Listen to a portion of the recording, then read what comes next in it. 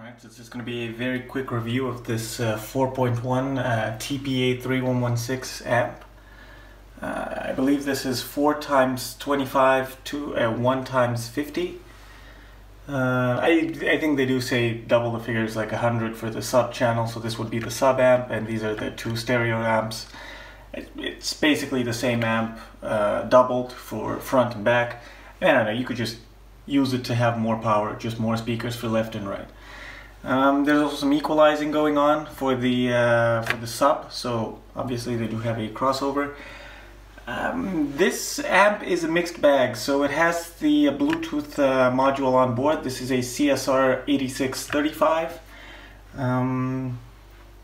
So this doesn't have aptX, but it sounds pretty good. So it really does sound good, and it's Bluetooth 4.0, so reception is stellar.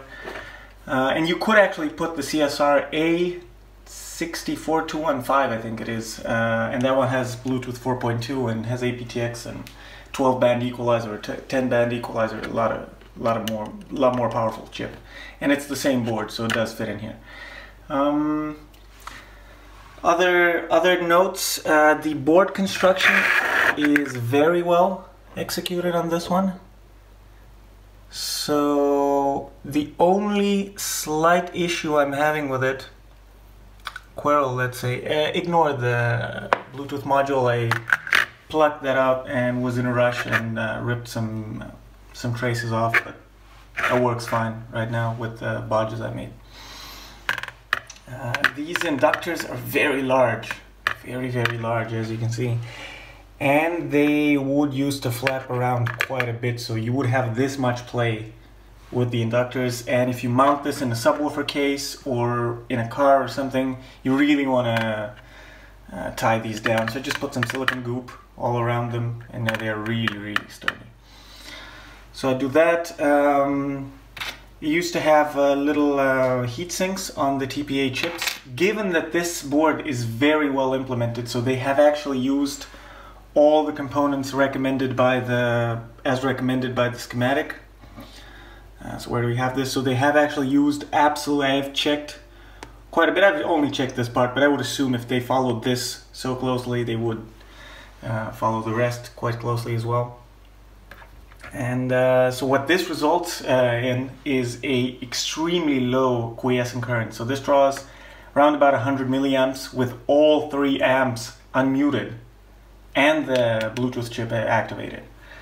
And keep in mind there's a linear regulator for the Bluetooth chip, so this will be drawing quite a bit of current, even at 24 volts. And what else should we say about this? Yeah, so enough about the good stuff.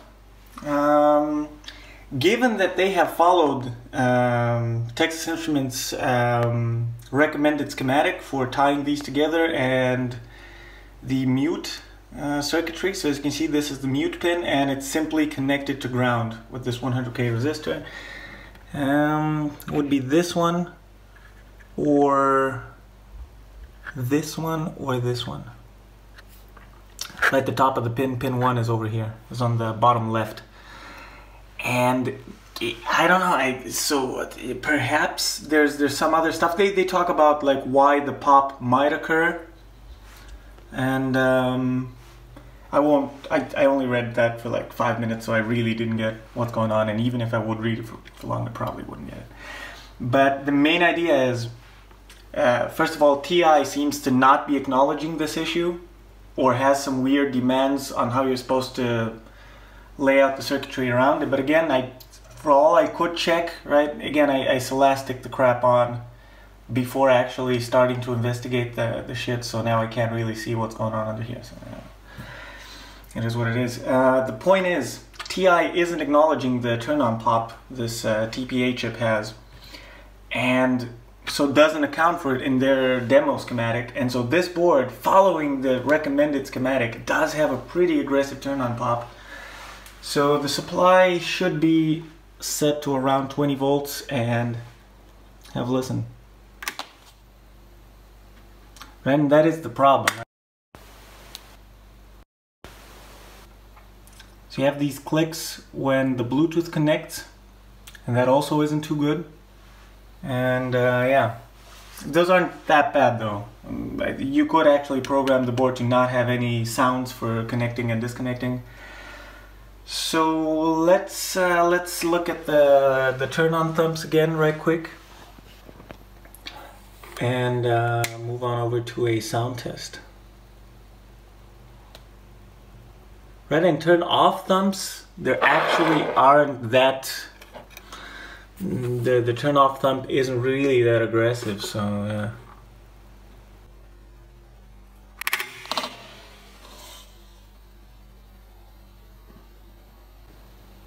and the air bass, that is quite interesting.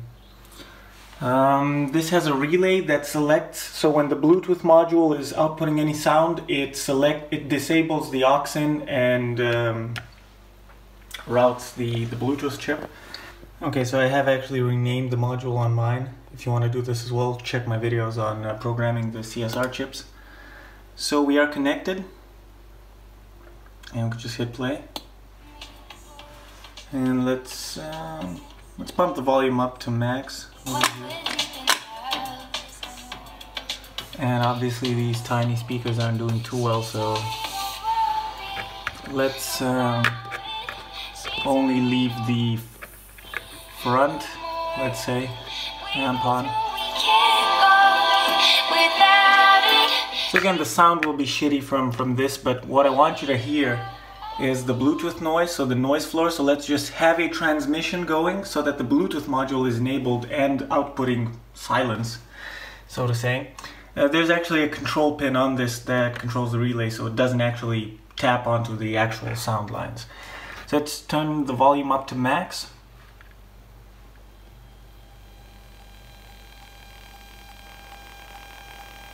So as you can see, there's a tiny amount of background noise, and so actually the background noise is very good. So if you would use it with an aux cable, you're fine.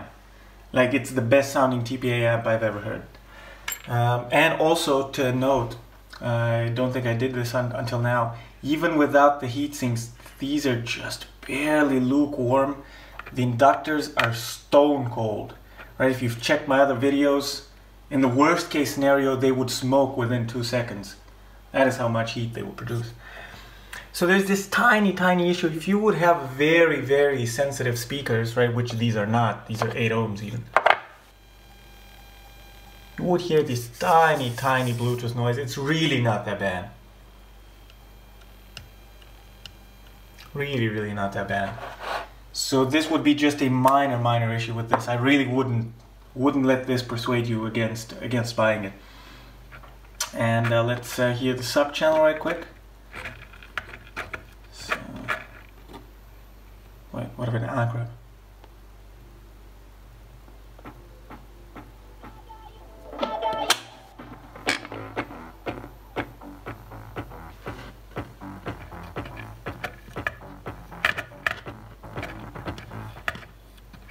So unfortunately there's no actual crossover frequency setting, so this is the main power for basically the gain of the sub-channel, gain of one pair and gain of the other pair. And again, these, you might think these heat sinks are small, but really should be fine, right? The circuitry is very well done, and these are D-class amps after all. So I'm amplifying, let's say I'm using both channels.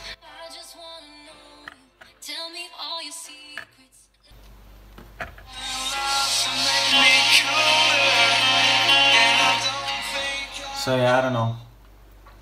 All in all, it's not a bad amp, right? So if best case scenario, you have it always turned on, which isn't that bad, right? Given that it only draws 2.5 watts. I mean, I don't know, it would still be nice to have some way.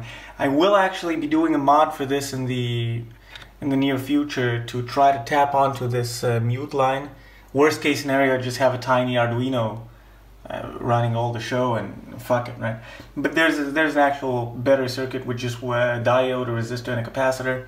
I'll probably implement that, but it's pretty annoying. You will have to implement it on all channels. Maybe I could do do it together. But yeah, that's pretty much all. I didn't show you guys the back side. Let's turn it off first. So back side looks like this. Again, very well done. Very well done. You can see the star grounding going on over here. Very nice. And that is just sexy. And yeah, it is a YUANJING board. So they do have very, very good designs. And this is no different, right? Just a tiny bleed through from the Bluetooth chip. It is very close by, so I think that is the main problem, because ground loops there are absolutely none. So yeah, I would recommend this if you don't have to turn it on and off. Otherwise, it's pretty bad, right? The turn on thump is pretty bad for the supply, the drivers, the chips, everything. Yeah, any questions? Leave them down in the comments, and have a good one. Nice little narrative, beginning, middle, and end. Some friends become enemies, some enemies become friends, yeah?